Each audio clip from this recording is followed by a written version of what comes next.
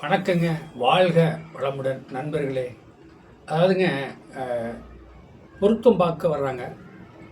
Husband wife ஒரு பொண்ணோட சாதகத்தை பொருத்தம் பார்க்க வர்றாங்க.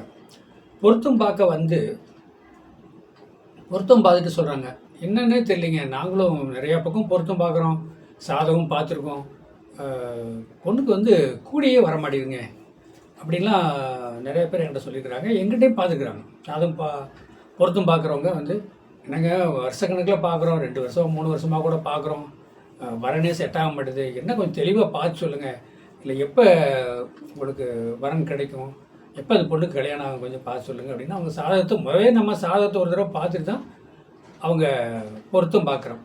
ஒரு தடவை சாதகத்தை தெளிவாக பார்த்துட்டு இன்றைக்கி என்ன திசை புத்தி ஓடுது, குறுப்பார்வை இருக்கா, கல்யாணம் நடக்குமா நடக்காதாங்கிறத பார்த்துட்டு நம்ம சாதகம் பார்த்து பொருத்தம் பார்க்க ஆரம்பிக்கிறோம். இதில் என்ன சொல்லுது அப்படின்னா, ஒரு விதிவிலக்கு, அந்த பொண்ணோட சாதகத்தில் 7 கூடவே 6க்கு போனாலோ 8க்கு போயிட்டாலோ கல்யாணங்கிறது தடைப்பட்டு போகும். இதுதான் ரூல். என்ன ரூல்னா, ஒரு பொண்ணோட சாதகத்தில் 7 கூடயும் 6க்கு போகக்கூடாது. 6க்கு போனால் என்னென்னா, அந்த 6 கூட திசையை வரும்போது என்னென்னா அவங்களுக்குள்ள பிரிவினை கொடுக்கும். அப்போ 7 கூடயும் 8க்கு போகிறாருன்னு வச்சுக்க, 7 கூடயும் 8க்கு போனால் அந்த பிள்ளை எப்படின்னா, அதாவது நான் அந்த திசை அடுத்து வருதோ இல்லை ஏற்கனவே முடிஞ்சதா முதல் பார்க்கணும். பேரண்ட்ஸ் வேதனைப்படுறது என்னென்னா, என்னங்க இவ்வளோ நாளாக நாங்கள் பொருத்தம் பார்த்துட்டு இருக்கிறோம், ஒன்றுமே செட் ஆக மாட்டேது, கொஞ்சம் தெளிவாக சொல்லுங்கள், எப்போ தான் எங்கள் பாப்பாவுக்கு மேரேஜ் ஆகும்னு சொல்லுன்னு கேட்குறாங்க. சில பேர் என்னங்கிறாங்க, குறுப்பலன் இருக்கான்னு பாருங்கள், குறுப்பலன் இருக்கான்னு பாருங்கள், ராகுக்கு எது இருக்கான்னு பாருங்கள், செவ்வாய் இருக்கா அப்படின்ட்டு அவங்களே எல்லாமே டக்கு டக்குன்னு சொல்கிறாங்க. ராகுக்கு எதுக்குன்னு பாருங்கிறாங்க, செவ்வாய் இருக்கா பாருங்கிறாங்க, குறுப்பலன் இருக்கா பாருங்க அப்படின்னு சொல்கிறாங்க.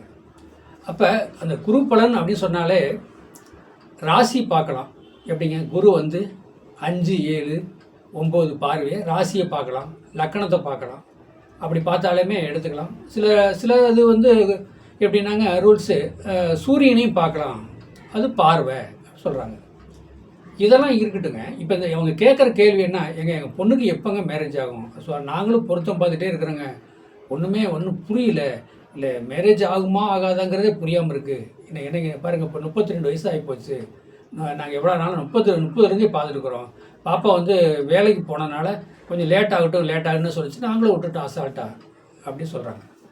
அது என்ன ரூல் அப்படின்னு கேட்டிங்கன்னா, ஒரு குறிப்பிட்ட திசை புத்திக்கு தான் கல்யாணம் ஆகணும்னு அதில் இருக்கும், கணக்கே இருக்கும். குறுப்பார்வை இருக்கும், ராகுக்கு இது இல்லை, செவ்வாய் இல்லை, சுத்தமான சாதகம் தான். ஏன் இல்லை நடக்கலை அப்படின்னு கேட்டால், 7 கூடவே 6க்கு போயிருப்பார், அவரோட திசை ஓடிட்டுருக்கும், அப்போ கொஞ்சம் தடையை கொடுத்துட்டே போகும். இன்னொரு சாதகத்தில் பார்த்திங்கன்னா 7 கூடவே 8ஆம் இடத்துக்கு போயிருப்பார், இல்லை ஒன்று 12ஆம் இடத்துல போயிருப்பார். இப்படி இந்த கண்ட்ரோலில் தான் அந்த வரனுங்கிறது தடைப்பட்டு போயிட்டே இருக்கும். அப்போ நம்ம அந்த சோதிடர் நாம் என்ன செய்யணும் அப்படின்னு கேட்டிங்கன்னா, அந்த 7 கூட திசை, அந்த 8 கூட 7 கூடயும் 8ஆம் இடத்துல போய் 12ஆம் இடத்துல திசை ஓடிட்டுருக்கா, அது எப்போ முடியும், இல்லை என்ன புத்தி வருது, அந்தரம் என்ன அந்தரம் வருது, அதை நீங்கள் நம்ம தெளிவாக கணக்கெடுத்து அந்த வரக்கூடிய வாடிக்கையாளர்கிட்ட தெளிவாக சொல்லணும். இந்த டயத்தில் இந்த திசை புத்தி தாங்க கல்யாணம் ஆகும். ஏன்னா அது வரைக்கும் நீங்கள் பொருத்தம் பார்த்து நல்ல ஃபேமிலியாக இருந்தால் நீங்கள் பேசி வச்சுருக்கலாம், கல்யாணத்துக்கு கூட அட்வான்ஸ் கொடுத்து வச்சுருக்கலாம், ஒன்றும் பிரச்சனை கிடையாது அப்படிங்கிறத நாங்கள் விளக்கம் சொல்லுவோம். அப்போ அதே இன்னொன்று பாருங்கள், 7 கூட 6க்கு போனால் தடை கல்யாணம், 7ஆம் இடத்துல சனி இருக்குட்டு, 7ஆம் இடத்துல சூரியனா கடத்துற தோஷம், இதெல்லாம் இருக்கா என்னன்னு அதை மெயினாக பார்த்துட்டு, 2வது எப்படின்னா 7 கூட 8க்கு போயிருக்கானா 12க்கு போயிருக்காரா, அது என்ன மாதிரி, அவர் இந்த திசை எப்போ வரும் அப்படிங்கிறத மெயினாக பார்க்கணும். அதை விட இன்னொன்று என்னன்னா,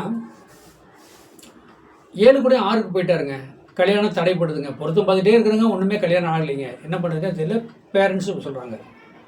அப்போ அந்த 7 கூடையும் சொல்லக்கூடாது, 6ஆம் இடத்துல போய் திசை புத்தி ஓடுறாரு, இல்லை அதாவது 12 கூடையும் 6 கூடையும் நட்சத்திரத்தில் உட்காந்துருக்காரோ அப்போ தடை கொடுக்குன்னு வச்சுங்க.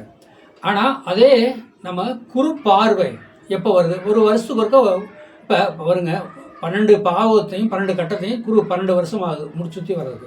அப்போ நம்ம பார்க்கணும், கோச்சாரத்தில் குரு எதுவும் பார்க்குறாரா, அப்போ எப்படிங்க இயற்கை, அதாவது அவர் இவருங்க இந்த பொண்ணோட சாதகத்தில் ஜனன காலத்திலே பார்க்குறாரா, அதை மெயினாக பார்த்துட்டு நம்ம அது அந்த குரு பார்த்தாலோ அந்த 7 கூட 6க்கு போய் பார்த்தா இருக்கிற ஒரு குரு பார்த்தாலோ 7 கூட 8க்கு 12க்கு போயிட்டாலே அது குரு பார்த்தாலே கல்யாணம் நடக்கும். அது எப்போ கோச்சாரத்துலையா என்ன அப்படின்ட்டு தெளிவாக சொல்லி நம்ம அவங்கள வந்து மன திருப்திப்படுத்தணும். அதே மாதிரி கல்யாணம் நடக்கணும். என்னிடம் சாதகம் பார்க்க விருப்பப்பட்டால் என்னுடைய ஃபோன் நம்பரை நோட் பண்ணிங்க. ஆன்லைன்லேயே பார்த்துக்கலாம், ஒன்றும் பிரச்சனை கிடையாது. 95 14 77 10 74 வாட்ச் பண்ணி என்னை ஃபோன் மூலியமாகவே ஆன்லைனில் நீங்கள் சாதகம் பார்க்கலாம். வாழ்க வளமுடன்.